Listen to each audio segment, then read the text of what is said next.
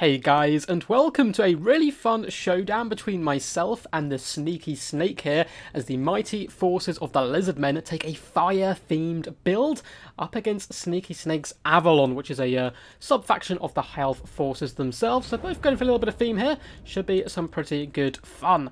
So as I said previously, of course, my build is a fire-themed build. It's like I've been trying out recently, and it's not the most, potent and deadly, but it certainly can be pretty painful and leave your opponent with one or two burns. So for the front line, we have had to go relatively cheap and cheerful. We have skink cohorts dotted all the way along with one unit of Saurus Warriors in that centre pocket, just to hold the line and kind of drag through the enemy a bit quicker. Saurus Warriors with shields are, in my opinion, one of the best kind of mid-tier infantry in the game. They're certainly able to chew through spearmen and the like with deadly efficiency. Now, up in the sky, we do have some Pterodon riders with the Fire Leech Bowlers, which is a little bit different to the normal ones I take. Of course, I have brought these guys to fit in with the fire theme here, but they can certainly do some pretty decent burst damage all around, and flying at Pterodon so quick, always good to hunt down the enemies who are fleeing off the field.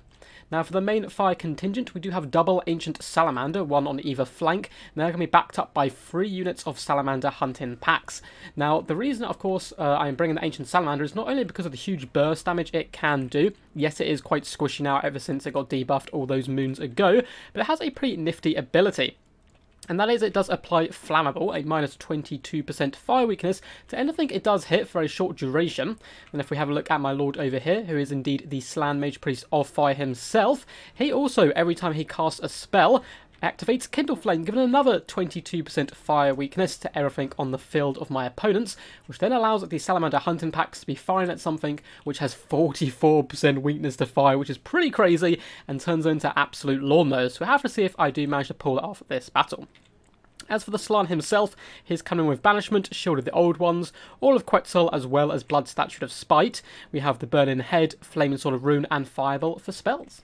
To round out the squad, we do have a Skink Chief up in the skies, as well as one unit of Colossodon Hunters.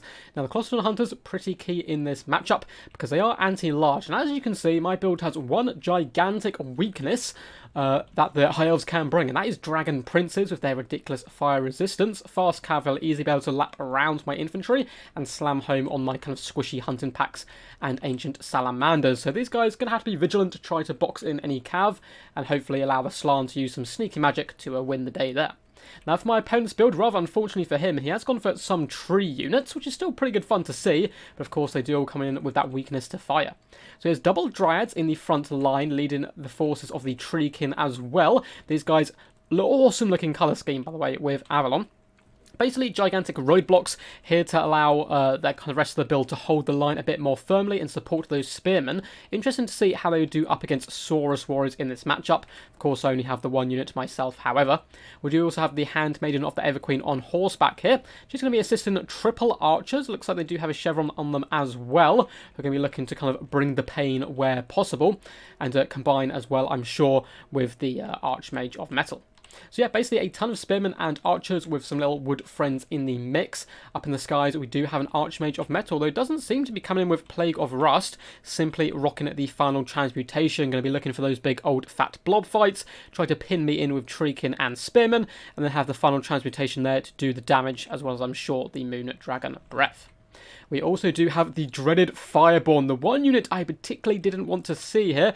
These guys not only do fire damage to themselves, but yeah, coming with a whopping 70% fire resistance, 20% physical resistance, and just badass warriors all round. Colour scheme on point as always, and they're going to be charging into battle here.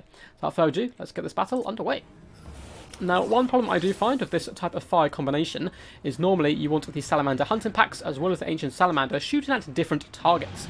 The Ancient Salamander is much better at pinning in and kind of destroying units like archers, where you want your hunting packs to be taking down the bigger threats. But still, we are going to pop forwards here and start unleashing some fire into the archers. Some massive burst damage coming straight out of the gate, doing some pretty decent work, although the Moon Dragon is on the prowl.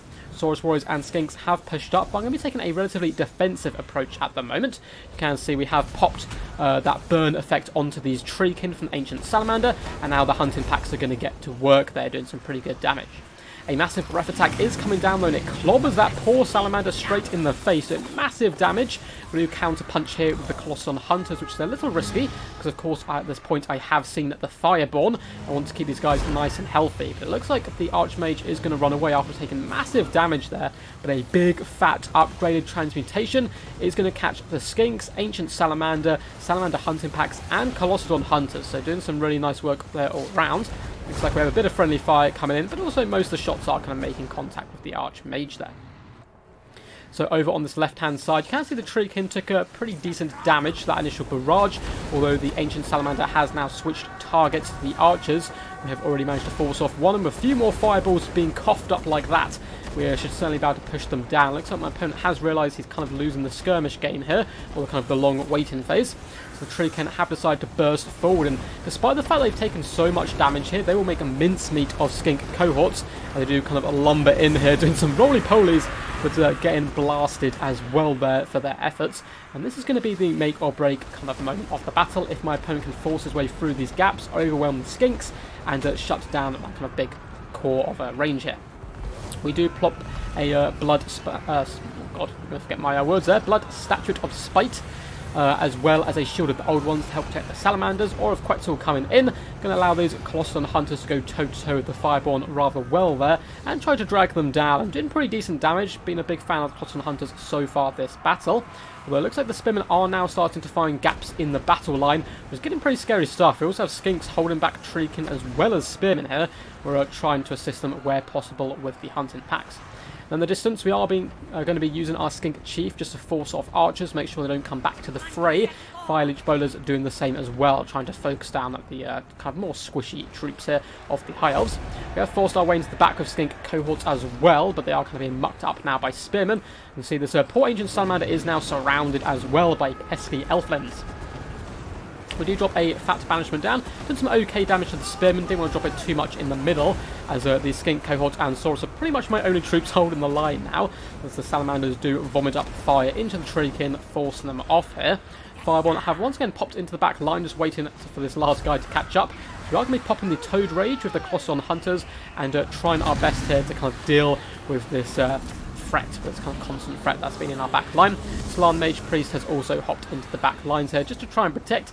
It's a little bit risky, of course, as the Fireborn are some scary foes indeed. We're going to be dropping a Flaming Sword of Ruin in this centre pocket as well, just to help our infantry really kind of turn that engagement in our favour, as well as shooting some Dryads. Looks like the dragon has popped up in the skies, looking to do a breath attack, but in retaliation we're going to fire a fireball up him, again giving that weakness to fire damage, as well as then firing in with all the Salamander hunting packs, which is going to fell the beast in a glorious rain of fire there, which is good to see, especially considering the Colossodon Hunters are nearly spent at this point, as well as the Slann, who does once again drop Aura of Quetzal and the Shield of the Old Ones. It looks like the Fireborn are being dealt with here.